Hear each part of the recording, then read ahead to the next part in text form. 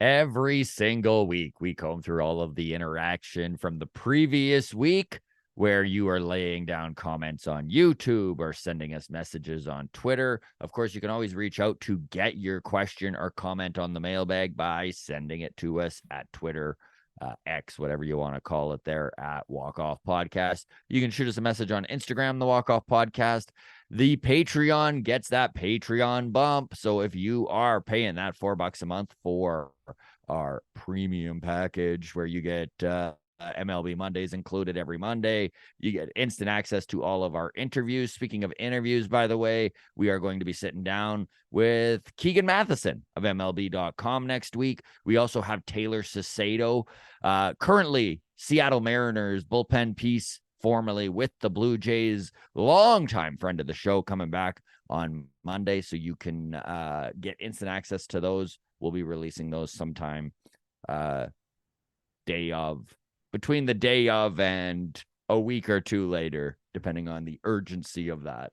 Yeah, I would say any like journalist type interview, Keegan Matheson, one of the Sportsnet Matheson crew, will be out that's going out right away. Prospects probably might be a week before they come out. Over Christmas, I don't think we're putting anything out on YouTube until January, probably. Like, they'll be up on Patreon right away, but I don't think there's any point putting a Taylor Sacedo interview out on December 25th. Nobody's going to watch that.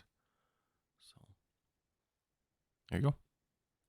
Yeah, so a big thank you to everyone who is involved in the Patreon. We do appreciate it. Of course, comments, questions automatically get in the mailbag. If you do so, this is a Monday morning mailbag on a Tuesday afternoon. Thank you so much for all your interaction. I'm Scott Belford, joined as always by the best co-host in the biz, Adam Mack. All sorts of questions and comments on Shohei Ohtani. This very well might as well be called the Shohei Ohtani mailbag, but when you're in it, you're in it, you know? I'm enjoying it. Listen, I know you keep saying temper your expectations. You're only going to bring yourself more disappointment, but this is where I'm at, Adam. I'm basking in the possibilities. Yeah, I mean, imagine we signed him just to trade him. We signed him just for like the haul of prospects we could get back. Imagine that 4D chess move. Yeah. Oh, man. Yeah, Shohei Ohtani, it's official. Coming to Toronto. Order your jerseys now, I think. Okay, you put percentage Adam's chance. a wet blanket, everybody. Adam's just a wet blanket right now. Yesterday, you were saying, what, 10 to 15% chance? I gave it a 10% chance. 10% chance. And we figure roughly 8 teams are in on Shohei, Blue Jays being one of them. Mm-hmm. Right? So if everybody had an even chance, that's 12.5% for everybody. So you literally think we're about as good a shot as anyone. More or less. Yesterday I was at 10%. Today I'm at 30%. I think that the Dodgers and Jays 30%. Oh, my percentage is going up, buddy. Holy smoke. Sorry, Cubs fans. We're hogging your percentage points. So you think it's what, a 3-horse race? Giants, Dodgers, Blue Jays? What do you think? I think the Cubs are in there a little bit. All right. Well, we'll get to it. Let's start with the polls that are up on Patreon.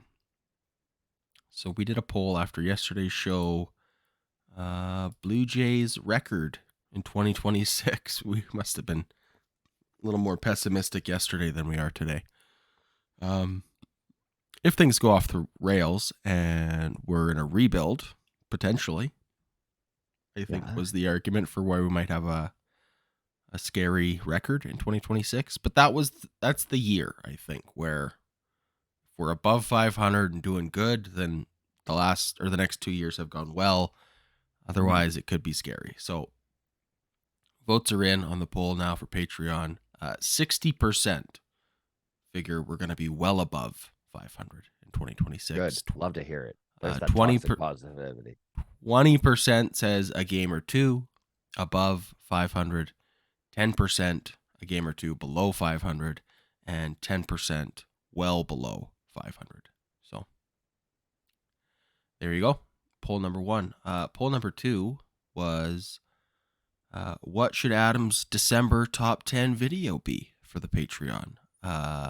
Unfortunately, everybody voted for the one I want to do the least, which was top 10 Christmas movies, 69% of the vote.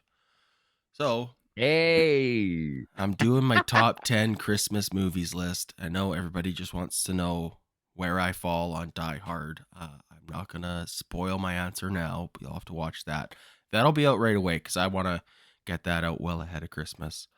There was a vote for top 10 Christmas songs and a few votes for top 10 Christmas treats, i.e. beverages, snacks, foods, etc. So what I'm going to do is I'm going to do a top 10 Christmas movies, but I'm also going to do a top 5 in the same video. Top 5 Christmas songs, top 5 Christmas treats. So there you go. Are you a nog, man? Do you nog? You're going to have to tune in to this top 10 list to find out, my friend. Jeez, can't just give it all away to the... All right. And then that brings us lastly to the November top 10. I know it's December 5th, but it will be out today. My top 10 TV moms I'd be so good to. So that's exciting. That's available on patreon.com/The Walk Off Podcast. Okay, let's get to the mailbag, shall we? Let's do it. Okay, Marcus G leading it off. Prop bets for the okay, let's start that again. 3, 4, 69. Prop bets for the Minter readings. Will the Jays finish 2nd, 3rd, or 4th in the Shohei sweepstakes? And then over under July 11th for when Atkins leaks how close we got to signing Shohei to try and help save his job in 2024. Okay, so Marcus is hanging out with me at the train station. We're not ready to get on the hype train for Shohei yet. Yeah. I mean, whether you like him or not, this front office has done a good job of going hard after Ohtani. I mean, I know that all you need is a lot of money, but there's a ton of people working around the clock. There's a lot of staff amongst the Blue Jays organization that have put together proposals, have put together video stuff, have put together a whole pitch. This isn't just Ross Atkins taking a napkin with $500 million written on it and him sliding it across the table, right? This is a whole wooing process, and there's a lot of people involved, and they've done a good job of keeping it low key, and they've also done a pretty good job of obviously being in the mix of things. I mean, there is the saying where there's smoke, there's fire, and my God, there's a lot of smoke. I know that as Blue Jays fans, we've been hurt before being used as the team for leverage and kind of using Toronto as a way to increase the bids from other organizations. And that could be still happening, but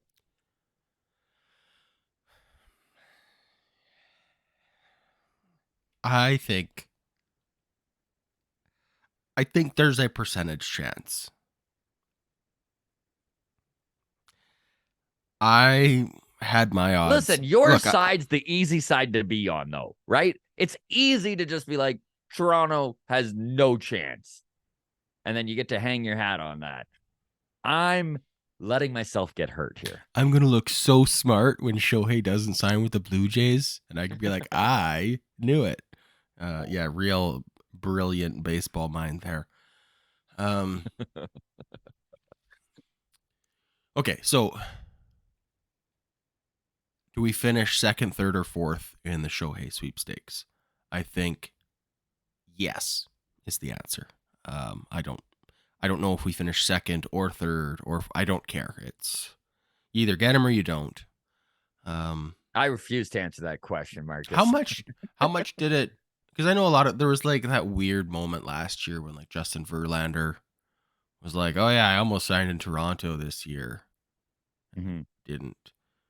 Does that bother you when you hear it? Like, does that feel like, shit, we almost had him, or at that point in the season, are you like, fuck you, anyways? I don't know why it doesn't bother me. It Doesn't never bother me bothers me either. when I find out the Jays were close. It literally sends some people into a whole tizzy, but You know what?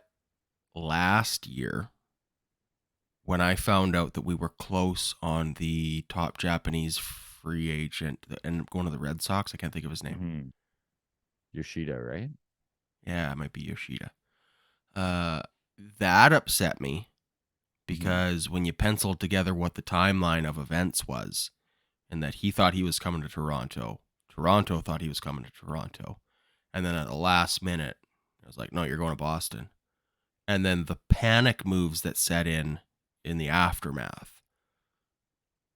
I think that my interpretation of the timeline was that after we lost out on Yoshida, it was when we were like, okay, we gotta still make these moves. Let's go get all in on Dalton Varsho.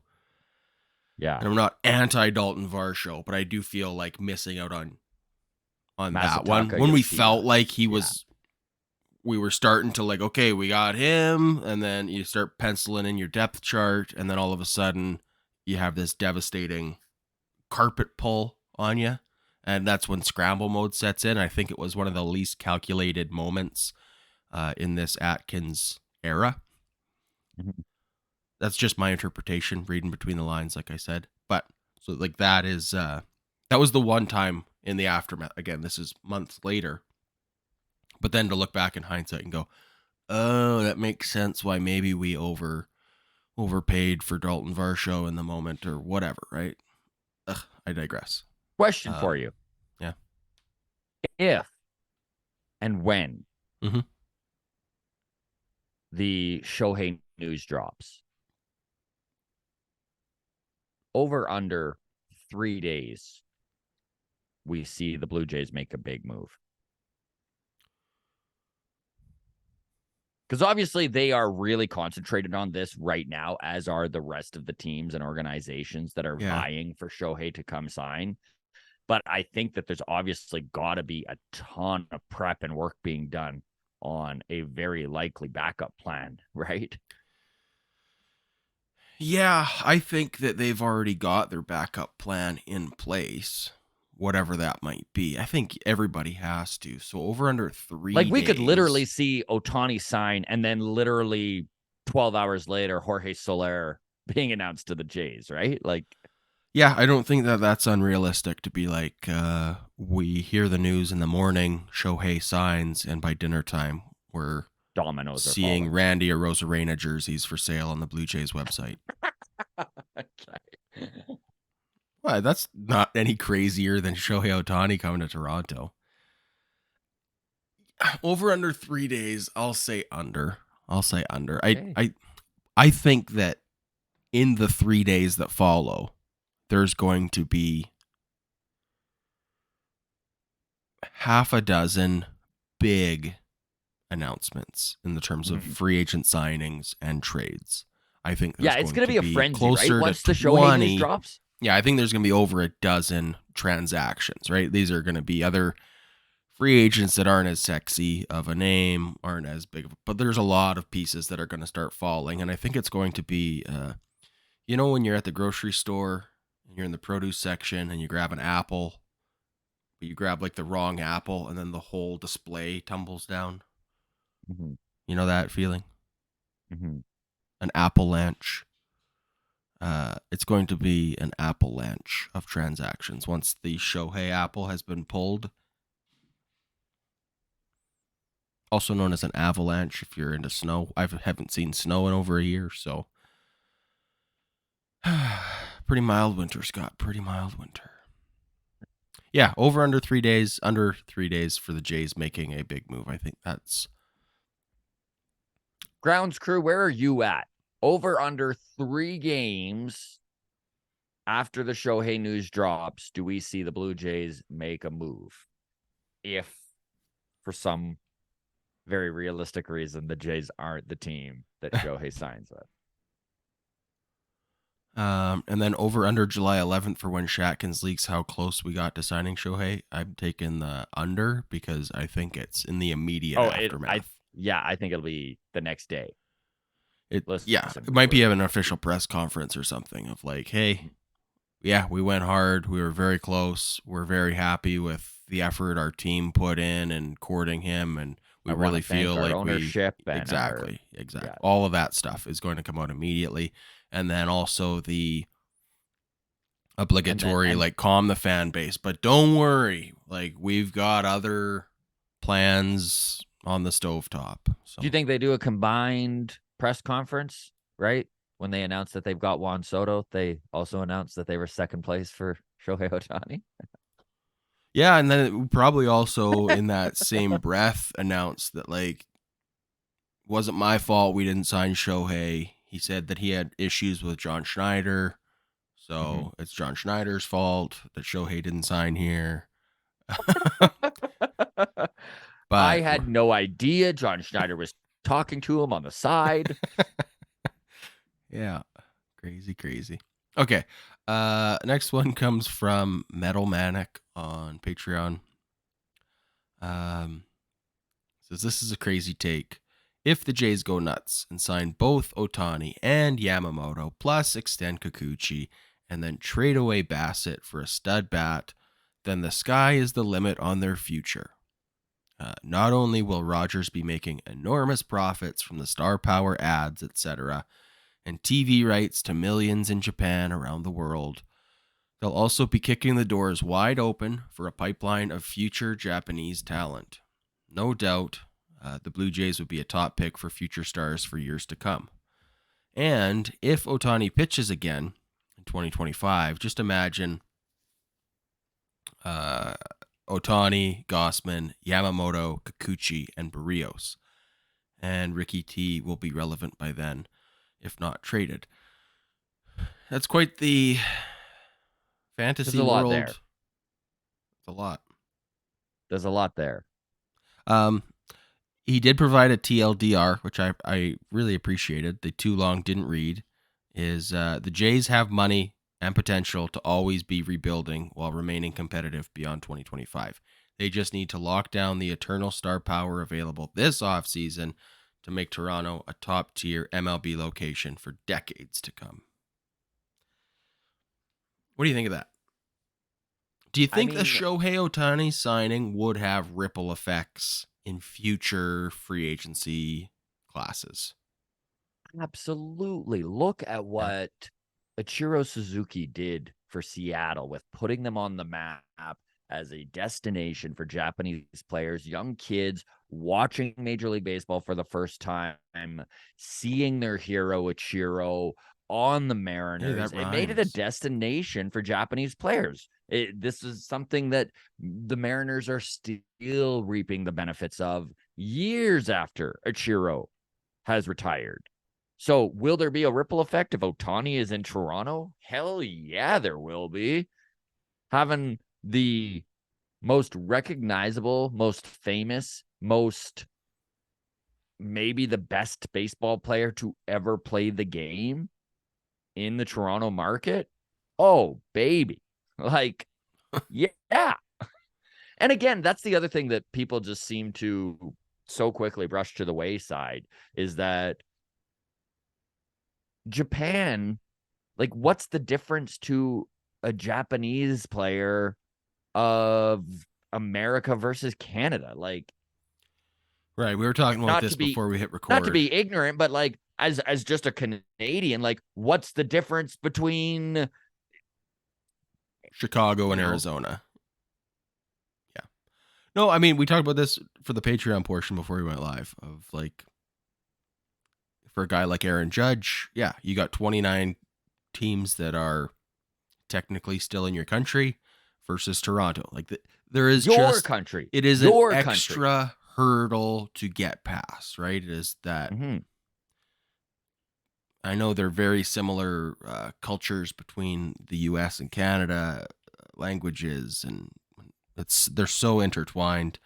But yeah, for someone who's not from either country, is Does it there a big matter? difference, right? It's like, I don't know. And I that's don't the know. other thing that no one is giving enough weight to is how little every single person in Major League Baseball media knows about what Shohei actually wants. We don't know. I don't know. If Shohei hasn't signed by Friday, there's a chance he won't. Some people think he still won't sign till the new year. I think it's getting close. Yeah. Like once you're meeting with teams at their spring training facilities, like teams that there's 1% chance you're signing with, like the Blue Jays, you're at the end of your due diligence path, right? Like you meet with all the top contenders first, don't you? Like the Dodgers would have been one of his first stops, right? Because he just needs to drive there from his home in LA. If he hasn't signed by Friday, I will spend the next 3 days writing as many Shohei Ohtani ad campaign puns for Canadian businesses that I can think of, and I'll share them on Friday. Fantastic. So there you go. Yeah, send those in too. If you guys listening in the grounds crew have some good ones for whatever. I can't even think of a Canadian brand now. Is Old Dutch Money potato Mart. chips? Is that Canadian? Money Mart. Oh, Money Mart. That's a good one. Show me the money. Okay, all right, Scott. Okay. This is why you're the Moving on. professional. Oh, millions of fans on Yeah. Facebook. Yeah. All right. How about O. Henry? Oh. I like it. Is O. Henry Canadian?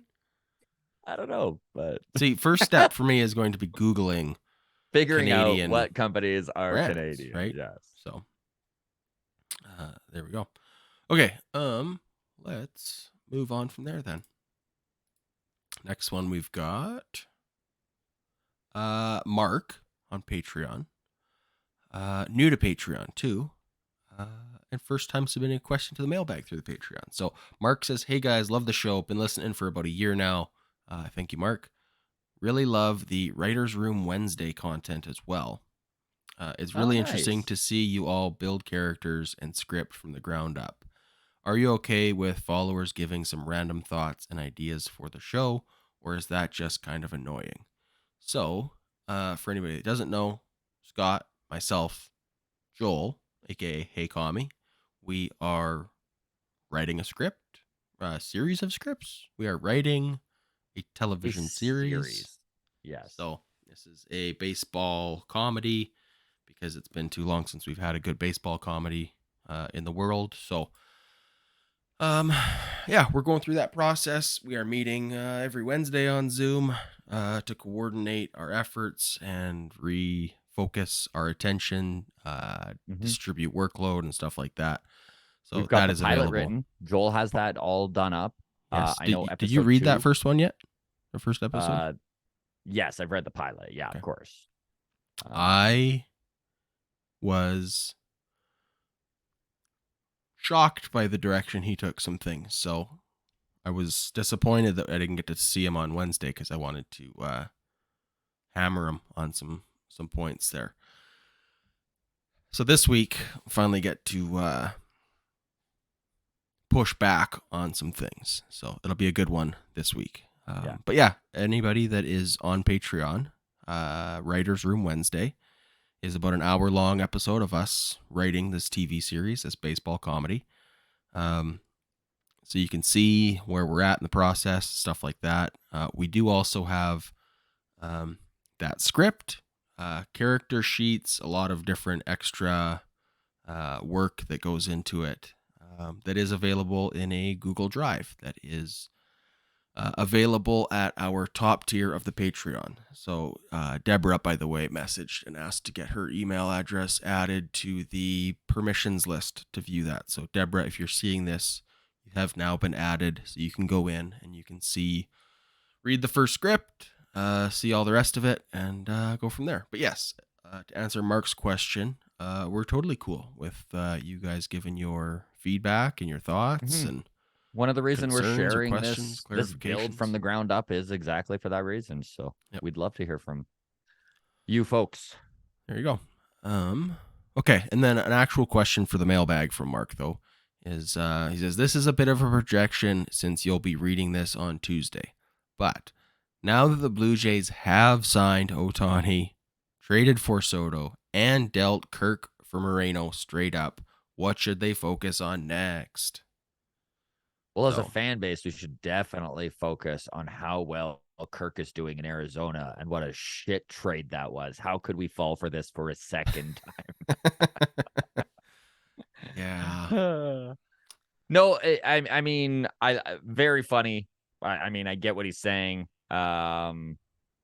We kind of touched on this, right? Dominoes are going to start to fall. Once Ohtani is made his decision, we are going to see big time action all around Major League Baseball. I think the Blue Jays are going to be right there with the rest of the teams trying to bolster their organizations, trying to improve their teams. Where do the Jays go? I know that there's so many different roads that they can take here. We are well aware that currently, as it sits, pitching is the most available commodity on the free agent market. The Blue Jays don't really need starting pitching. Yes, you can always use depth. You can always, we all know the old adage of you can't have too much pitching, and it proves itself true year after year after year. And I know that there are, myself included, some a little worried about the way the karma could swing from the baseball gods, because my goodness, was the Toronto Blue Jays starting pitching ever healthy last year. Yep. And I mean, Bullpen too, really. outside of a faceplant from Alek Manoah, everything that could have gone right went right. So adding some depth there is probably a good idea. But what is really interesting is the position players, I should say. That market is weak. And so we could see some really interesting trades that no one saw coming. Things out of left field, pun intended, to fill some of these holes. It's going to be fun.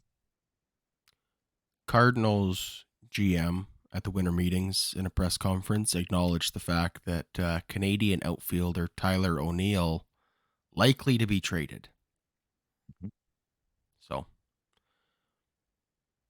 had a down season last year, but he's got power. He's got power. He's shown the power in the past. So last year it was unhealthy to start the season, and I think it was last season, right, when he rounded third and got thrown out at home, kind of jogging. Marmol threw him under the bus of like, hustle, you gotta hustle. And he's like, I'm fucking coming back from injury, fucking asshole. Mm-hmm. So I'm on Tyler O'Neill's side for that one. I'd love to have Tyler O'Neill. If we're talking about adding a Canadian piece, if I got Joey Votto or Tyler O'Neill, give me Tyler O'Neill all day long. I think so too, and I think that the upside of Tyler O'Neill would be really nice.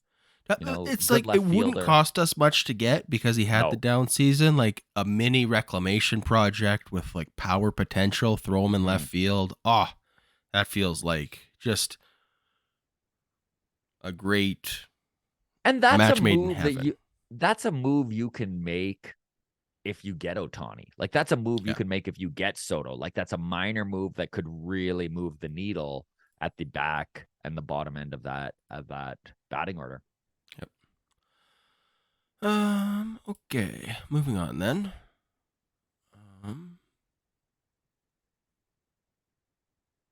Yeah, okay. So what should they focus on next?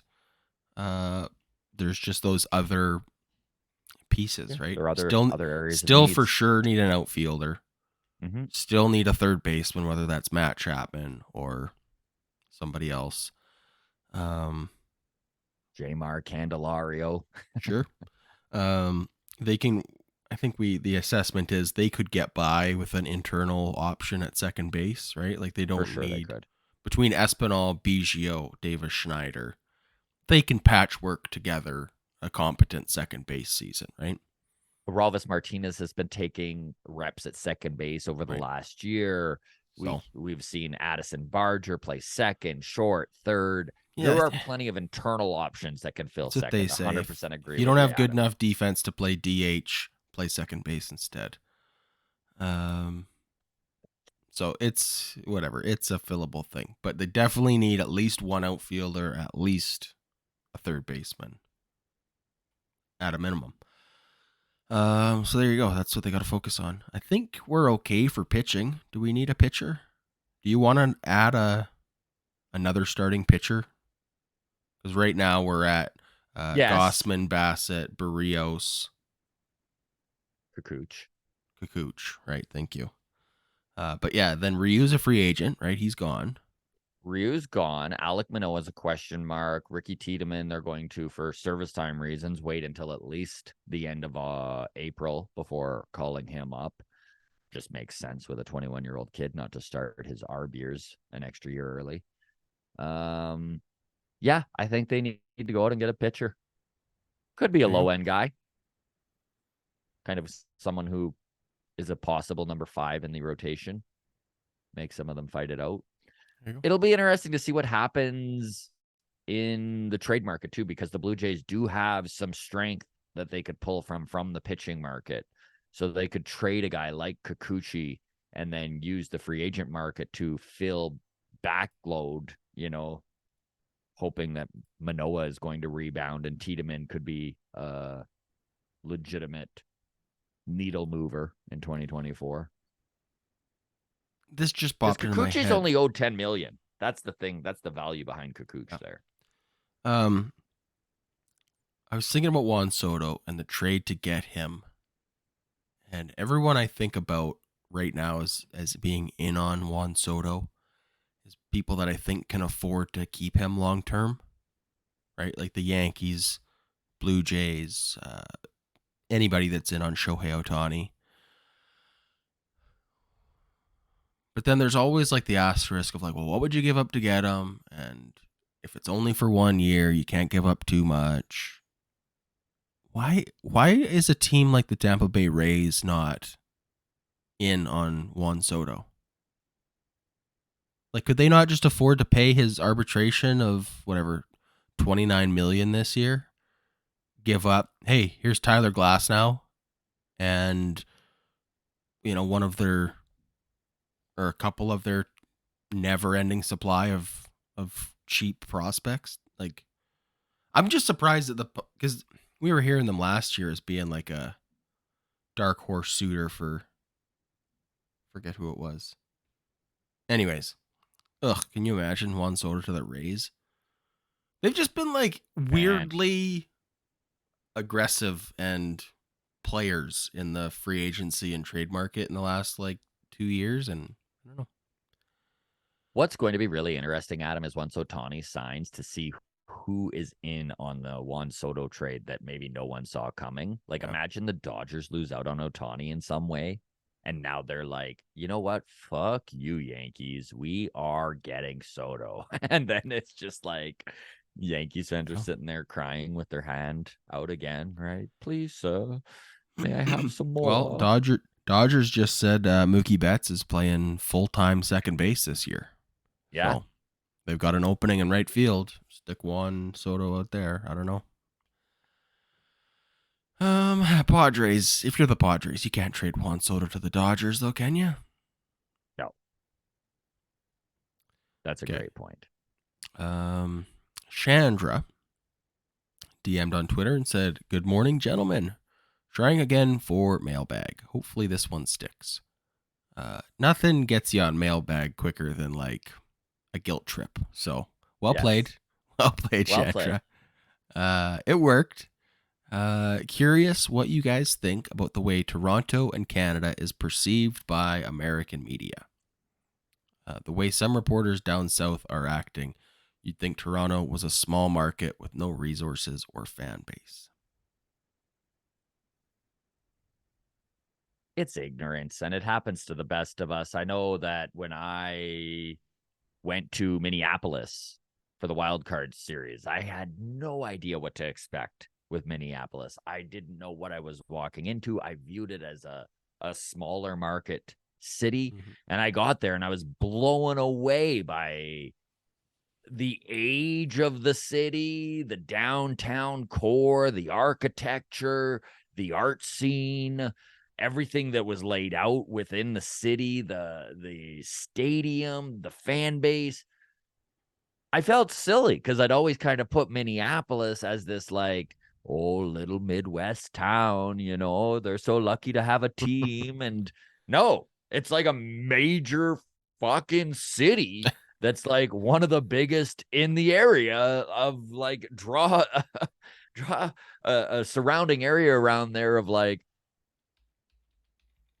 1,000 miles in any direction. And it's the biggest city. Like it. So yeah, if you haven't been to Toronto and you don't know much about Canada, you're literally going to think it's some little podunk country that doesn't have anything going on. And I think a lot of Americans would be surprised of how city-centric Canada is. The majority of our population, I think it's 71% or something like that, live in cities in Canada. Edmonton, by the way, 1 million people. And you can look this up. So 1 million people. If you were to bring up a list of cities, the most populated cities in the U.S., Edmonton would rank 9th, which just saying it sounds crazy. But Edmonton there's very few cities in the U.S. that are over 1 million people, unless you're counting the whole county and area and stuff like that. Even Toronto, 2.5 million people. Like, yes, if you count the GTA, Greater Toronto Area, it's 6 million. There's a lot of people in the cities in Canada, and we don't really get enough credit for that. If you don't know, you don't know, though. Do I hold it against them? I mean, I do get a little bit tired of them acting like Toronto is this, you know, why would anyone go to Toronto? It's like, well, if you're not from the U.S., Toronto's the same as any of these other cities. Oh, we're going to take heat in the comment section for that. Sorry. People in Toronto love when we either give it too much credit or don't give it enough. Yeah. So, yeah, I don't have anything else really to add. I think he summed it up nicely. So there you go. Good question, Chandra. Okay, I'm going to throw to you for the Discord discussion on the leak. Right. Yes. So obviously, late last night, Ken Rosenthal reported of The Athletic. Ken Rosenthal, one of the most, I don't know, believable analysts. Like, he's one of the more reputable guys, outside, like Jeff Passan, number 1, Ken Rosenthal, number 2. I might flip that. I might put Ken Rosenthal number 1. There you go. For me, okay. Rosenthal, truly one of the... Yeah, I think Rosenthal... I don't know. I'd have to go back and rehash what happened with him and MLB.com. But when he was fired by MLB.com for the way he was reporting on that 2020 season, I think that lends credibility. Like, just a little bit extra. That might be the tiebreaker for me. It's like, oh, if Manfred fires you for the way, because you're not being the mouthpiece he demands you to be, kudos. That's my interpretation of how things went down. I could be wrong on that. Correct me if I'm wrong. But in my brain, that's the way it's registered. I mean, 3 years ago, a lot's happened, but that's the way I remember that happening. Whether he's number 1 or number 2, he is one of the most credible reporters working in the baseball world right now. And he came out and reported that most likely, the way he worded it was reportedly Shohei Ohtani was visiting the Dunedin facilities with the Blue Jays yesterday. And of course, this inspired panic on Twitter that the Jays leaked this. And we all know that Ohtani's camp has been very firm on, if you leak something, if you're talking to the media, that is going to be a black mark against you. So everyone was freaking out that the Jays might be out because of this. Of course, we all heard the reports on Saturday that Shohei was visiting San Francisco. I mean, Anyways, so this is what was going on in Discord. This is what they're talking about here is the leak. And Original Blunt Smoking says, also the fact that this was leaked by Ken and none of the Jays beat makes me think that it came from the player agent. Rink says, I mean, I'm not surprised it was leaked. If Shohei actually went to Florida, that's quasi impossible to miss. And about 1,000 different people could have seen that. It's true. I mean, Shohei Ohtani's pretty recognizable. And he's what, 6'6, 6'5, something like that. Like a giant Japanese man is in Florida. You're probably surrounded by suits and an entourage. Like that might be something people notice. You think Shohei He's Ohtani ever wears a shirt like the one you're wearing? And then Yeah, finally he wraps it up. He wraps it up with, if I was an MLB reporter, I'd have spies everywhere to get that info. Of course, it is Major League Baseball's most interesting signing in maybe forever is Shohei Ohtani. Where is Shohei going? So I think the Ohtani camp is going to be lenient when it comes to some of this information coming out. I mean, we haven't heard any numbers being discussed. We haven't heard term being discussed. We don't even know for sure who's all in on him. So in general, most of these organizations have done a good job of keeping a lid on these rumors and the information that is seeping out. Is it going to be held against the Jays? I would be shocked. I would be absolutely shocked if something like this is held against the Blue Jays organization. We've watched Ross Atkins do a press conference just this morning on MLB radio. Not a press conference, an interview. Denied everything. Like he didn't deny it, but he just kept it very neutral with what he was saying. He wasn't giving any actual information. I think we've seen the same thing out of the Cubs and, of course, the Dodgers, and everyone's keeping a wrap on things. The truth is we know nothing. And that's what's really crazy and kind of exciting about this whole process is that despite all of these rumors, despite all of these exciting little tidbits, we still don't know shit. Okay, so before this article,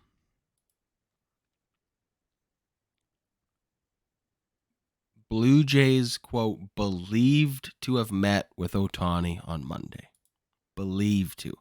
Not was cited in Dunedin or anything like that.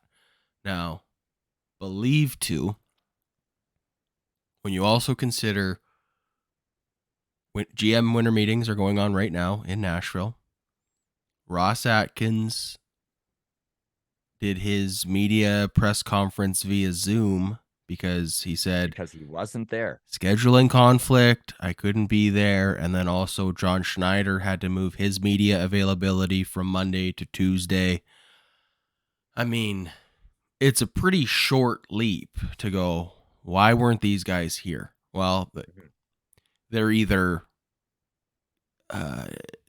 negligent in their job to the point of they need to be fired, which is unlikely, or they were doing something baseball related that had a higher priority. What could that possibly be? I don't know. Meeting with Shohei Ohtani fucking makes sense, right? Mm-hmm. So this could be, when we say believed to have met with, could that mean nothing more than, because it would have been Ross Atkins and John Schneider weren't where they were supposed to be. 29 other managers and GMs were in Nashville. These guys weren't. Sources say would have been easy for Kenny to put down, right. And he didn't. So I mean, that doesn't mean that it isn't true either, right? Like it is just like we could just be reading to the tea leaves here and be like, hey, these guys who are in on whatever percentage you want to ascribe to it, they are a suitor for Shohei. They weren't where every one of their colleagues was. Maybe they were meeting with Shohei. I don't know why they're assigning Dunedin. They could have met with him in Toronto. I don't know. But yeah, I don't know. How much does this move the needle for you? I didn't want to say that it moved the needle for me at all, but I think it does a little bit. I don't know. A little bit. Goes from 1% chance to like 1.5% chance. I'm up 50% on my chances. That's a big increase. Anything else to add on the Shohei to Toronto leak? No. Yeah. I mean, we are right in like peak gotta generate content season for every, whether you're John Morosi or Jeff Passan or Ken Rosenthal. You've got to get articles out just like the rest of us. So if there's something to be speculated on, you might as well speculate on it, right? Okay. Next one then. Got a couple more and we'll get out of here. On Patreon, Caribou Heart TV says, how much faith do you guys have in Danny Jansen to stay healthy all season? When he's healthy, he might be my favorite player for us. The dude is clutch AF. That being said, it seems like he spends a lot of time each season on the injured list.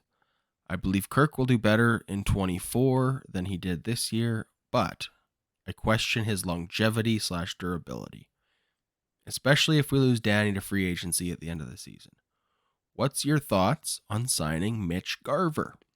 He can hit at times, LOL, and would be pretty steady behind the plate for us.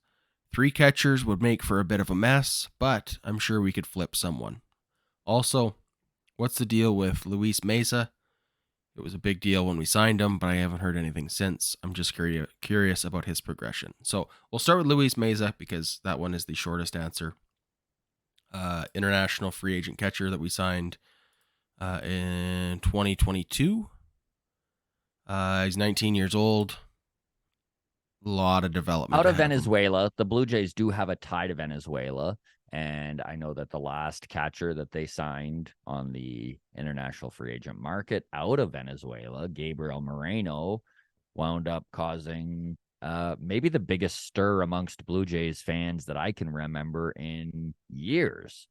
So Luis Meza, also a Venezuelan catcher, 19 years old, as Adam said, playing in the Florida State League last year. The offense long ways doesn't to go. Excite you. 192 batting average through 20 games. OPS of 487. But yeah, 19. In his defense, 19 years old and first taste of professional ball. Yeah. Yes. So, I mean, if you sign a 16-year-old kid to $1 million contract, it's exciting for everybody. Like, you don't just hand out a big signing bonus to a literal child unless you see potential. Without there's some ceiling, a high ceiling there. Absolutely. But so a lot of development ahead. Yeah. Okay. As far as Danny Jansen, couldn't agree more. When he's in the lineup, love Danny Jansen. Love everything he does as a professional baseball player. Great defensive catcher, power stroke behind the plate. Love it. If he could stay on the field and catch for us 125 games a year, I'd be like, it would really go a long way to make me feel better about losing Gabriel Moreno. But can he? I don't know. Is he a free agent at the end of this season? I should check. He is a free agent at the end of this year. He's got 1 year of control left with the Blue Jays.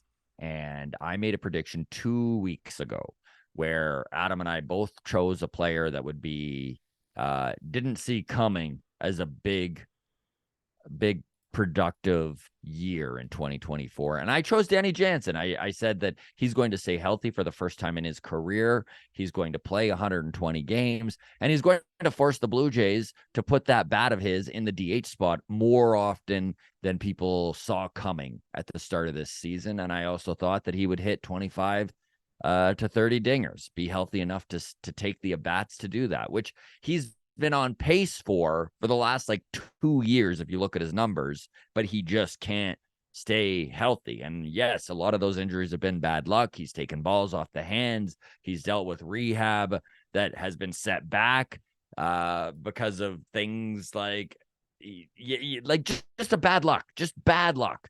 Now, when the bad luck piles up like this, it is really easy to say he's injury prone because, I mean, if you look like a duck and you quack like a duck, right? But 28 years old, definitely in the prime of his career. Nobody is more comfortable with this Blue Jays pitching staff than Danny Jansen. 2024 is going to be a make or break year for him. And you know what? A lot of guys on that the last year before free agency has a big year. I'm expecting a lot out of Danny. I think that he's going to have a really good season. And if he doesn't and he winds up being injured again, that's a real bummer for him. And I feel bad. And yeah, maybe it is time to move on. As for Kirk, I think there's not much that he can do but improve on last season.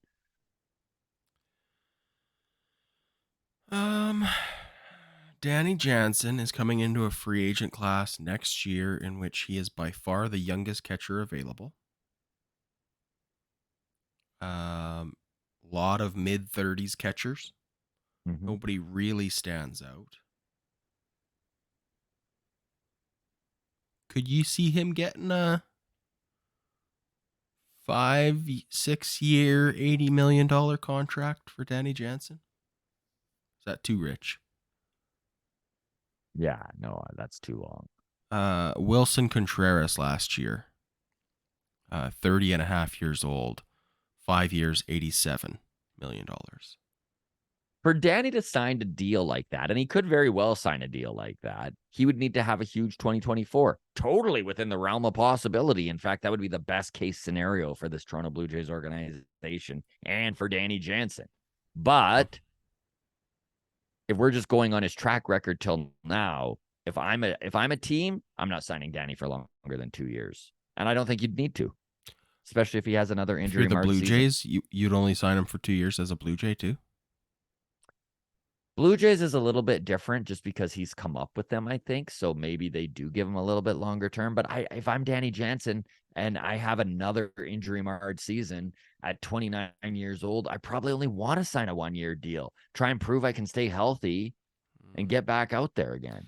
See, I'm the opposite. I think if I'm Danny and I have another injury-marred season, I want term at that point because I'm like, I could be out of the league at any point now. You know, if someone's willing to give me 5-6 years at like $10 million a year, I might be like, oh, that's a pretty enticing offer.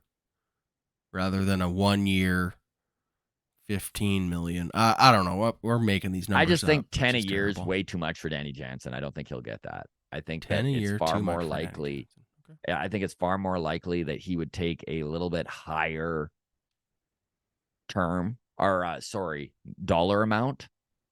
Maybe he can get 10 million 1 year.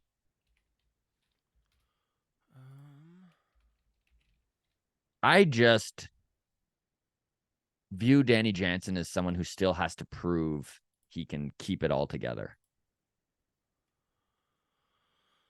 Okay. Just as far as the most recent free agent class of catchers, I know Wilson Contreras on another level. He got big money.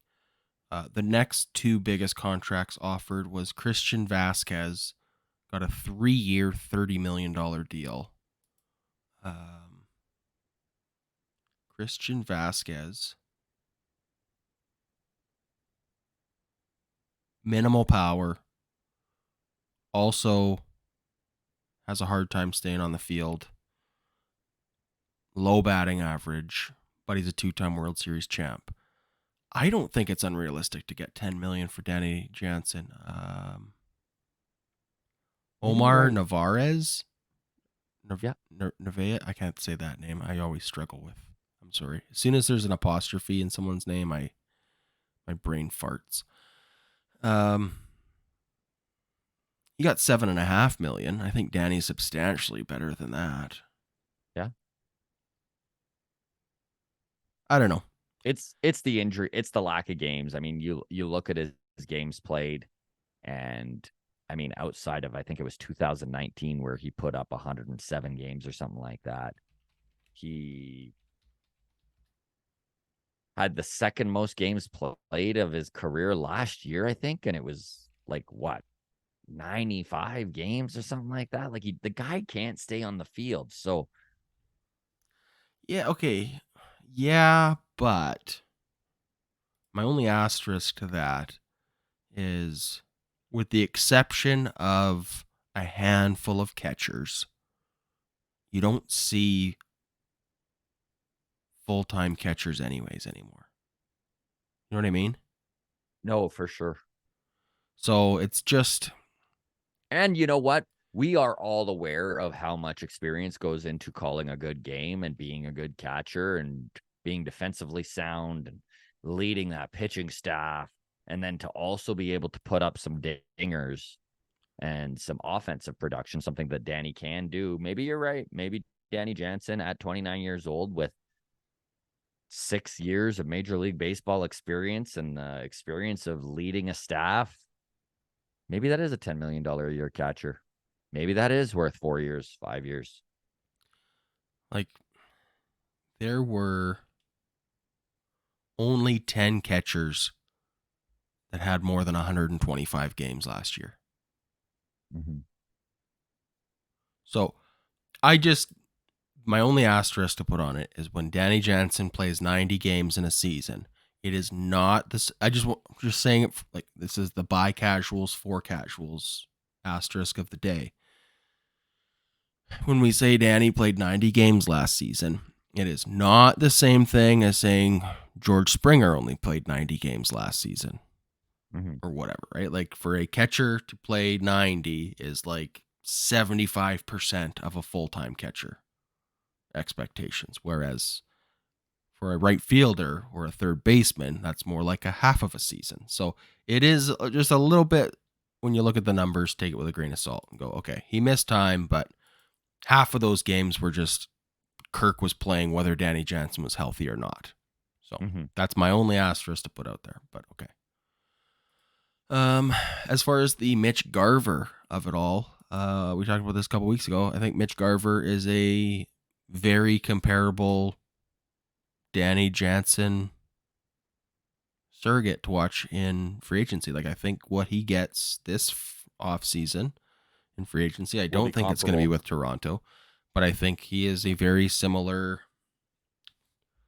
guy to what Danny's going to get. So if whatever he gets for a contract this offseason, I think is where Danny Jansen's going to be percentage points close to that kind of a contract in terms of term and dollar amount. But I don't think the Blue Jays go out and add a catcher.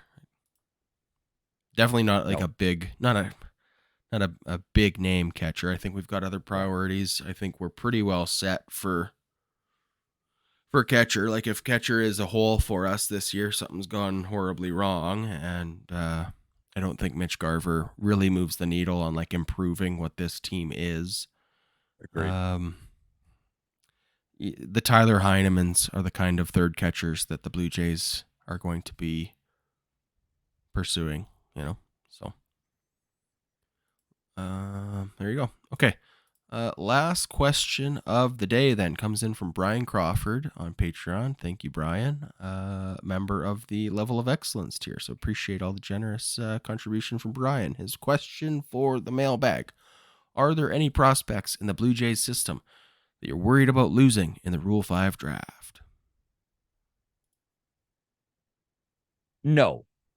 I mean, to just straight up put it seriously, I really don't think the Blue Jays are going to lose anyone to the Rule 5 draft this year. If there is somebody to be concerned about, it is probably CJ Van Eyck, who was drafted back in 2020. CJ Van Eyck, a friend of the show and one of the first prospects that we had on the walk-off, very generous with his time. And oh boy, he told some pretty good stories about getting heckled from the fans. That was one of the questions we asked him, is what's the worst he's ever been heckled? And he had a couple pretty good anecdotes to tell us. CJ Van Eyck then 1 year after that wound up getting Tommy John surgery. Midway through last season was the first time that he returned to the organization on the mound pitching. putting in the work. He excelled at the Arizona Fall League this fall. Had an ERA of 2.51, pitched about 14 innings. Opponent's batting average of 196. Listen, for the Rule 5 draft, you need to be drafted and stay on a roster all season long, or you get sent back to the team that you were taken from, or a trade is worked out. Is it possible that there is an organization out there that sees